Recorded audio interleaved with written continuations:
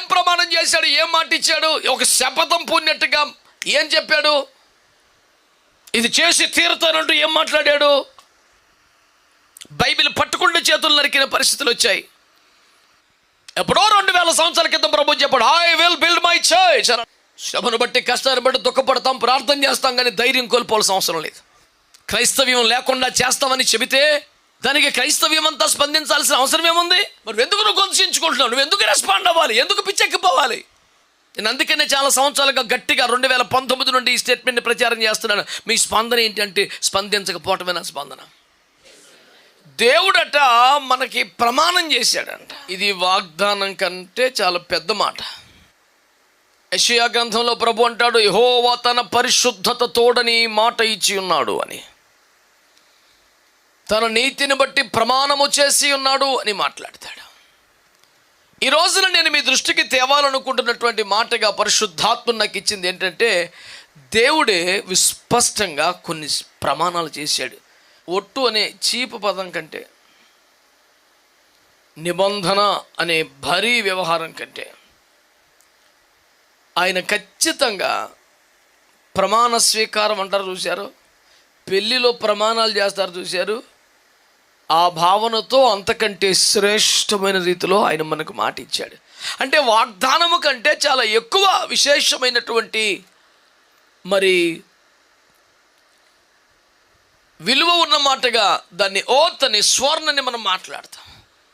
ఇక్కడ ఏమంటున్నాడంటే, దేవుడైన యెహోవా మీకు ప్రమాణం చేశాడు. మాట తప్పే దేవుడు కాదు, రోషం కలిగి తన మాట నిలబెట్టుకునే అద్భుతమైన దేవుడు ఆయన. ఈ రోజున మీ దృష్టికి నేను తీసుకొస్తున్న మాట ఏమిటంటే,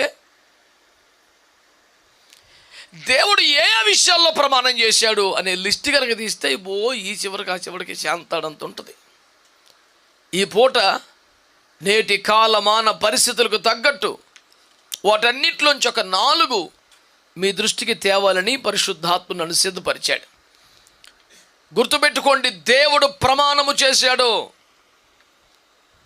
ఇక్కడ ప్రమాణం అంటే స్టాండర్డ్ కాదు, ఇక్కడ ప్రమాణం అంటే వాగ్దానము లాంటి అత్యున్నత సీరియస్నెస్ ఉన్నటువంటి మాట ఇచ్చిన వ్యవహారం అని మీకు జ్ఞాపకం చేస్తున్నాను. దేవుడు ఏం ప్రమాణం చేశాడు, ఏం మాట ఇచ్చాడు? ఒక శపథం పూనినట్టుగా ఏం చెప్పాడు? ఇది చేసి తీరుతానంటూ ఏం మాట్లాడాడు? నా సంఘమును కట్టుదును అనండి గట్టిగా, ఆమేన్. దేవుని బిడ్డలారా, బైబిల్ గ్రంథములో స్పష్టముగా రాయబడిన ఒక సవాల్ ఇది. ఒక విధంగా చెప్పాలంటే శత్రువైన సాతానికి ఛాలెంజ్ ఇది. నేను నా సంఘమును కట్టుదును, I will build my church. ఇదొక సవాలు శత్రువుకి. ఎందుకు చెబుతున్నానంటే, సంఘము కట్టబడిన ఆ దినము మొదలుకొని నేటి వరకు సంఘమును సర్వనాశనం చేయడానికి శత్రువైన సాతాను ఎప్పుడూ ప్రయత్నం చేస్తూనే ఉన్నాడు.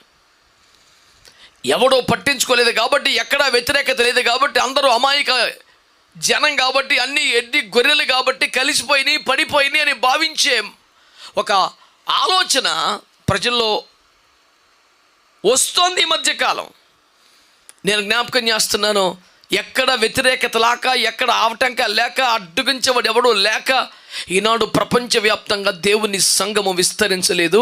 ఆరంభం నుండి భయంకరమైన వ్యతిరేకతల మధ్య దేవుని సంఘం ఈ స్థాయికి వచ్చిందని మీకు జ్ఞాపకం చేస్తున్నాను. యేసుక్రీస్తు పరిచర్య చేస్తున్న దినములలో వ్యతిరేకత లేదా? ఆయననే సిలువేసి చంపే అంత భయంకర వ్యతిరేకత కదా. ఆది అపోస్తలుల కాలములో ఆయన పునరుద్ధానమును ప్రకటించడానికి ఆరంభించినప్పుడు ఎలాంటి వ్యతిరేకత రాలేదా? భయంకరమైన హింస, విపరీతంగా చంపారు. లెక్క పెట్టలేనంత మందిని చంపారు.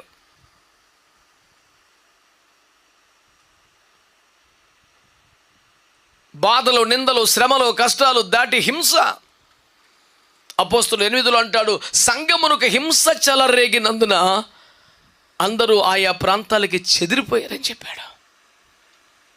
ఎన్నో ప్రాంతాలకి సువార్త విస్తరించిన కారణం హింస వలన కలిగిన చెదిరిపోయే పరిస్థితే. కనుక శ్రమ లేనిది ఎప్పుడు, హింస లేనిది ఎప్పుడు, వ్యతిరేకత లేనిది ఎప్పుడు?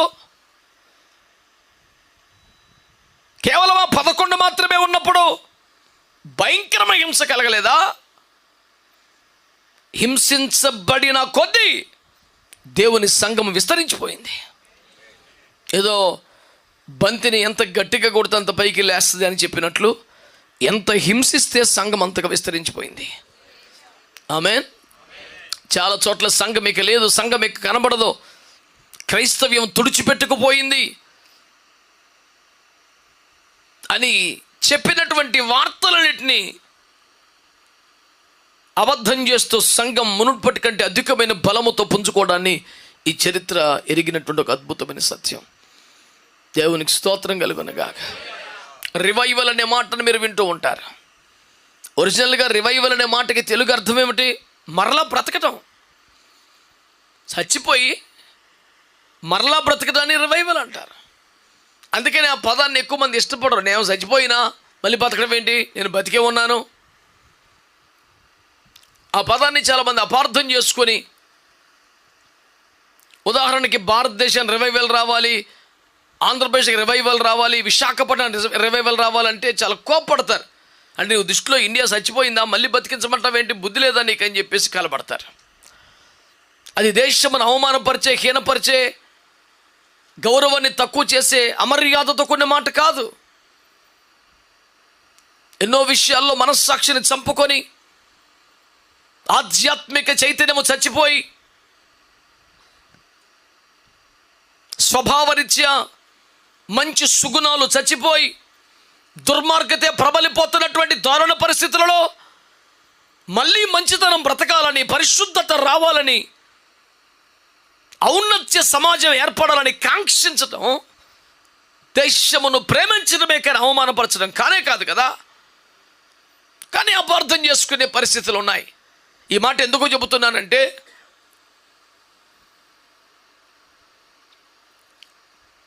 ఒక ప్రాంతము రివైవ్ అవ్వాలి అనే మాట వాడుతున్నామంటే, కీర్తన గ్రంథంలో భక్తుడు, మేము నీ యందు సంతోషించినట్లు ఈ ప్రజలను మరలా బ్రతికించవా? ఆ మరలా బ్రతికించవనే చోటే ఇంగ్లీష్లో will you please revive us అనే మాటను వాడతాడని జ్ఞాపకం చేసుకోండి. అందుచేత నేను జ్ఞాపకం చేస్తున్నాను, దేవుని సంఘం ఆయా చోట్ల హింసించబడింది, చెదరగొట్టబడింది, దారుణంగా చంపబడింది. అనేక మంది భక్తులు ప్రాణాలను కోల్పోయింది. సంఖ్యాపరంగా తగ్గినట్టు కనిపించిన ప్రతిసారి మొదటి కంటే మించినటువంటి వేగముతో ఉవ్వెత్తున ఎగసిపడుతున్న కెరటాల్లాగా సంఘం పైకి లేచిందన్న సంగతిని జ్ఞాపకం చేసుకోండి. హల్లెలూయా. ఒకప్పుడు చైనాలో క్రైస్తవ్యానికి విపరీతమైన శ్రమలు వచ్చాయి. బైబిల్ పట్టుకుంటే చేతులు నరికిన పరిస్థితులు వచ్చాయి. ఇప్పటికీ అధికారికంగా గొప్ప ప్రోత్సాహం ఏమీ చైనాలో లేదు కదా క్రైస్తవ్యానికి. అట్లని ఇప్పుడు చెప్పండి, ప్రపంచంలో ఎవరైనా చైనాలో క్రైస్తవ్యం లేదా?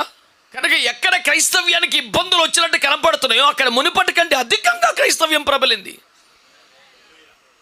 కేవలం 11 మందితో ప్రారంభించబడ్డ క్రీస్తు సంఘం, కేవలం 120 మంది ఆత్మను పొందుతో ప్రారంభించబడ్డ భూలోకంలో దేవుని సంఘం ఈ రోజున ప్రపంచ జనాభాకు సగం మందికి మించిపోయి విస్తరించిపోయిన మాట నిజం కాదా? క్రీస్తు విరోధులు, క్రీస్తు వ్యతిరేకులు ఆందోళన పడే అంత భయంకరమైనటువంటి సంఖ్యలో విస్తరించడం నిజం కాదా? క్రీస్తును చంపి పాడేసినటువంటి యూదులలో అనేకులు ఈరోజు క్రైస్తవులుగా మారటం వాస్తవం కాదా? ఒక పక్క నుంచి జూయిష్ క్రిస్టియానిటీ సంఖ్య పెరుగుతూ ఆందోళన కలిగిస్తుంది వాళ్ళకి, అదే మాట నిజం కాదా?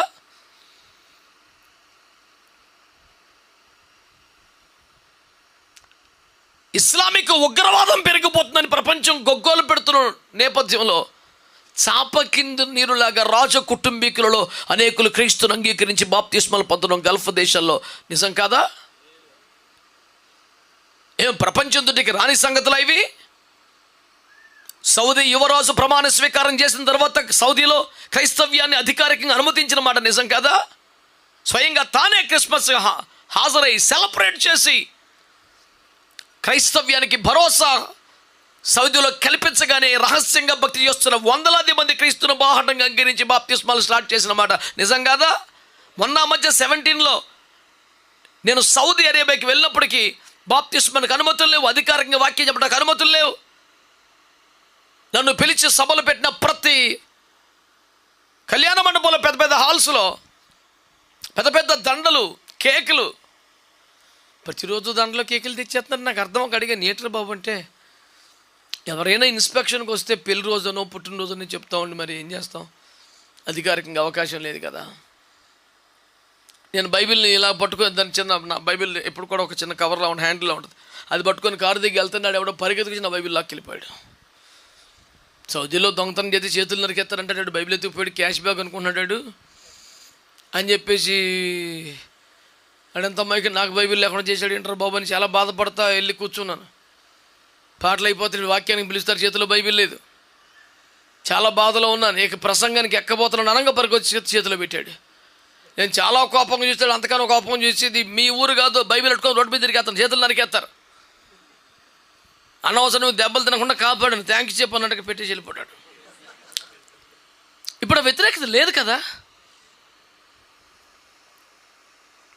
నేను ఎందుకు ఈ మాటలు చెప్తున్నానంటే, ఏ దేశంలో వ్యతిరేకత ఉందని చెప్పు, ఆ దేశంలో విస్తారంగా దేవుని సంఘం కట్టబట్టని మనం చూస్తున్నాం. భౌతికంగా ఆర్థికంగా కొంత నష్టం కలుగుతున్నమాట నిజం. అది దేవుని ఏర్పాట్లో ప్రణాళికలో భాగం, పరిశుద్ధపరిచే కార్యక్రమంలో భాగం. శ్రమ లేకుండా సంఘం పరిపూర్ణం కాదు. ఇదంతా వ్యవహారం మామూలే.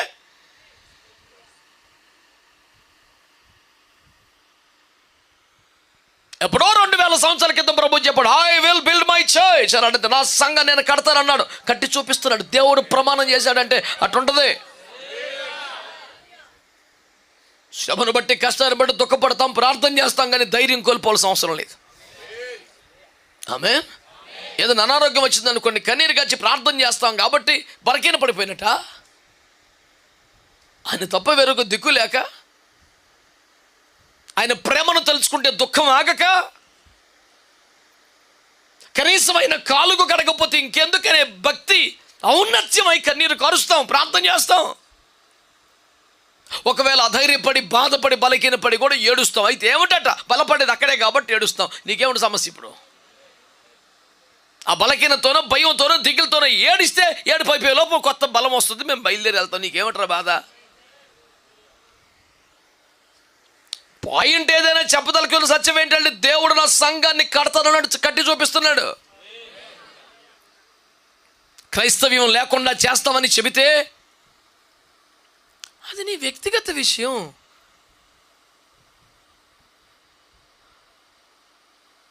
దానికి క్రైస్తవ్యం అంతా స్పందించాల్సిన అవసరం ఏముంది? ఇప్పుడు సాతాను వచ్చి నేను సంఘాన్ని కట్టనివ్వను అన్నాడు, యేసు వచ్చి నేను కడతాను అన్నాడు. ఇప్పుడు ఏది ప్రమాణం నీకు? మాట్లాడరే, నీకేది ప్రమాణం అయ్యా? మరి ఎందుకు నువ్వు గొంతుకుంటున్నావు? నువ్వు ఎందుకు రెస్పాండ్ అవ్వాలి? ఎందుకు పిచ్చెక్కిపోవాలి? That is not your job to respond for every statement, every comment. నువ్వెందుకు? నేను అందుకనే చాలా సంవత్సరాలుగా గట్టిగా 2019 నుండి ఈ స్టేట్మెంట్ని ప్రచారం చేస్తున్నాను. మీ స్పందన ఏంటంటే, స్పందించకపోవటమే నా స్పందన. ఏదో కవితాత్మకంగా చమత్కారంగా ఉంటానని చెప్పిన మాట కాదు. That should be our stand. Let God arise and stand for us and speak something on behalf of us. దేవుడు లేచి మన పక్షంగా మాట్లాడాలి, కానీ నువ్వే తగులుకొని పెద్ద వీరుడు శూరుడివి ఏం అవసరం నీకు? అంత ఒప్పుకుంటే దేవునితో మాట్లాడు కాసేపు. అది కుదిరి సావదు నీకు. రోడ్డు ఎక్కిపోవటం ఒకటే నేర్చుకున్నావు. పరిశుద్ధులతో మాట్లాడు, సంఘంతో మాట్లాడు, ప్రార్థనా పరులతో మాట్లాడు, ఎందుకు ఆత్మలో బలపడు. ఎందుకు రోడ్డు ఎక్కిపోతున్నా వ్యర్థంగా? నీవు స్పందించవలసిన విషయం కాదు అది. ఎవడో నేను నా సంఘాన్ని కడతానన్నాడు, సత్యాన్ని వచ్చి నేను సంఘాన్ని కట్టనివ్వను అన్నాడు. అప్పుడు నువ్వేం చేసుకుంటావు? ప్రభా జాగ్రత్త చూసుకో అని కట్టనివ్వను అన్నాడు. నాకు దిగిలి చేత నేను చూస్తుంటే ఎంతైనా నువ్వు వీకు వాడు స్ట్రాంగు అని ఎడుతావా? నీకు ఇమ్మల్ని ప్రార్థన నువ్వును ఎవ్వరు లేకుండా. అప్పుడు ఏమనాలి? Hello devil, my god said that I will build my church and he will build his church for sure, no doubt in that అని అడిగి చెప్పేది పోయి. ఒక దైవజనుడు అన్నాడు, నాకు బాగా నచ్చిందన్నమాట. యేసయ్య దగ్గరికి వెళ్ళి నీ కష్టం ఎంత పెద్దదో, సమస్య ఎంత పెద్దదో ఎక్స్ప్లెయిన్ చేయకు, ఆ సమస్య దగ్గరికి వెళ్ళి నీ యేసు ప్రభు ఎంత పెద్దోడో చెప్పు అన్నాడు. భలే అనిపించింది నాకు. ఒక పెద్ద పర్వతం దగ్గరికి వెళ్ళి ఏం చేయాలంట? ఏయ్ పర్వతమా, ఎత్తబడి సముద్రంలో పోవడం అనాలంట. అందుకని ఆ పర్వతాన్ని అలాగే మోసుకొని చేసిపో ముందు పెట్టి చూడే ఎంత పెద్దగా ఉందని చెప్తావు. ఇదేంటి అమ్మాయికు?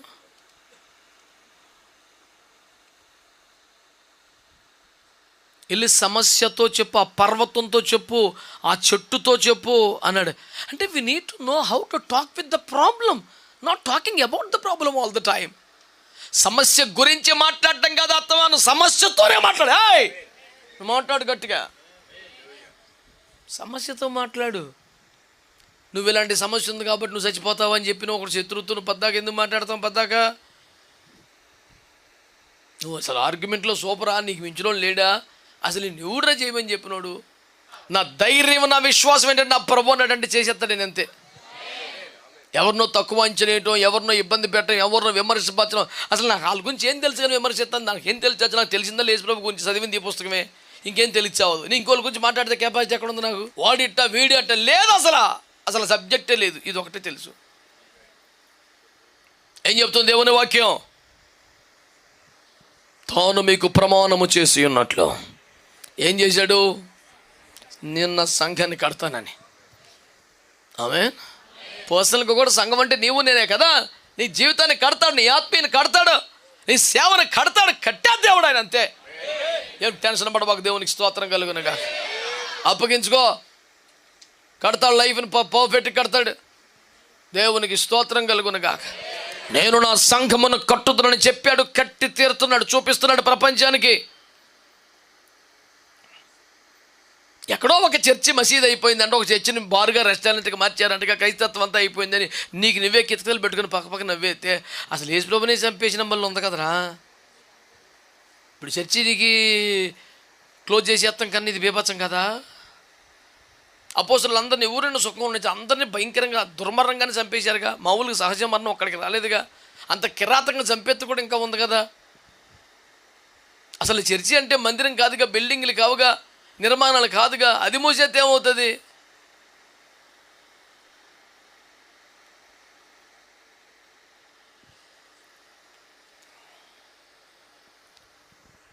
దేవుడు చేసినటువంటి ఛాలెంజ్ అని చెప్పండి. నేను నా సంఘాన్ని కడతాను. హల్లెలూయా, హల్లెలూయా. నేను నా సంఘమును కట్టుతున్నాను దేవుడు మాట ఇచ్చాడు, ఒక ప్రమాణం చేశాడు. ఆ దిశగానే వ్యవహారం అంతా సాగుతుంటది. సెలవిచ్చుచున్నాడు. దేవుడే సవాలు చేసి ఇస్తున్న మరొక మాట ఏంటంటే, మొదటి మందిర మహిమ కంటే కడపటి మందిర మహిమ మించిపోతున్నాడు అంతే. అనండి గట్టిగా, చెప్పండి గట్టిగా. రెండు భాగాలుగా తీసుకుందాం దీన్ని. ఒకటి, మొదటి మందిరం అంటే పాత నిబంధన సంఘం. రెండవ మందిరం అంటే కొత్త నిబంధన సంఘం. ఇక్కడ డైరెక్ట్గా ఉన్న సవాల్ ఏంటంటే, పాత నిబంధన సంఘముకి ఇచ్చిన మహిమ కంటే క్రొత్త నిబంధన సంఘానికి ఇచ్చిన మహిమ మించిపోద్ది, అధికమైపోద్దని మాట్లాడుతున్నాడు. చెప్పండి విశ్వాసంతో గట్టిగా. హల్లెలూయా. కొత్త నిబంధన సంఘము కడపటి మందిరం, ఇది చివరి మందిరం, ఇది చివరి సంఘం. దీని తర్వాత ఇంకా మరి కాలాలు, యుగాలు, సంఘాలు లేవు. ఇక నిత్యములో కలబోతుంది దేవుని సంఘం. ఈ సంఘమే మునుపటి మందిరం కంటే మించిపోయిన మహిమతో ఉంటుంది.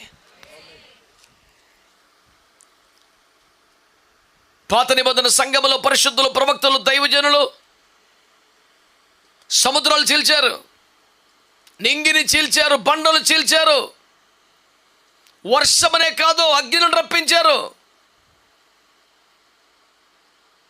చాలా భీకరమైన అద్భుతములతో, ఆశ్చర్య కార్యములతో ఒక్క రాత్రే 30, 40, 50 లక్షల మంది విమోచించబడి లాంటి భీకరమైన సేవలు చేశారు. పట్టణమై యెహోవాయే దేవుడని కేకలు వేసి ఒప్పుకొలు లాంటి సవాలుతో కూడిన నిరూపణ సహితమైన సేవ చేశారు. ప్రభు అంటాడు,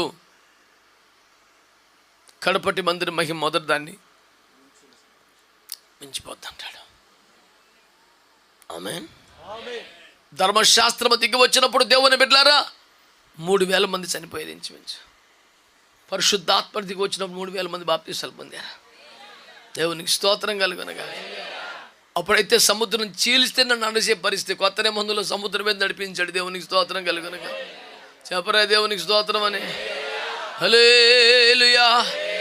పాత నిబంధనలో మన్నా కురిస్తే పొద్దున పోగేసుకొని, దంచుకొని, పిండి చేసుకొని, రొట్టె చేసుకొని, చేపలు నానా సావులు. కొత్త నిబంధనలో ఇట్టిరిత్తి అయిపోయింది 1,00,000 మందికి రొట్టెలు. మహిమ పెరుగుతుందే కానీ తగ్గే ఛాన్స్ లేదు. దేవునికి స్తోత్రం. ఆమేన్. హల్లెలూయా. పాత నిబంధనలో నేరస్తులు, ఉగ్రవాదులు, భయంకరమైన తిరుగుబాటు చేసిన వాళ్ళు చంపబడ్డారు. కొత్త నిబంధనలో ఉగ్రవాదులు, నేరస్తులు, ఖైదీలందరూ మారిపోయారు. దేవునికి స్తోత్రం చెప్పరే. మొదటి మందిర మహిమ కంటే కడపట్టి మందిర మహిమ మించిపోద్దని చేసిన వాగ్దానం నెరవేరుతుంది. సంఘం భ్రష్టు పట్టిపోతుంది, సంఘం పతనం అయిపోయింది, సంఘం బలహీనం అయిపోయింది. ఏమంటే వెలుచూపును బట్టి మాత్రమే చూస్తే అలాగే కనపడద్దు, కానీ అంతర్లీనంగా దేవుడు పరిశుద్ధులను లేపుతున్నాడు, మరొక తరమును తయారు చేస్తున్నాడు. కడవరి ఉద్యమానికి పనికొచ్చే ఒక సరుకుని దేవుడు తయారు చేస్తున్నాడు. దేవునికి మహిమ కలుగును గాక. లోకాన్ని చూస్తే, పరిస్థితులు చూస్తే ఎవరికైనా బలహీనత కలుగుద్ది, బాధే కలుగుద్ది. ఆత్మలో చూడటం స్టార్ట్ చేస్తే దేవుడు తయారు చేస్తున్నటువంటి కార్యక్రమాన్ని చూడగలిగితే ఎక్కలేని విశ్వాసానికి కలుగుతాయి.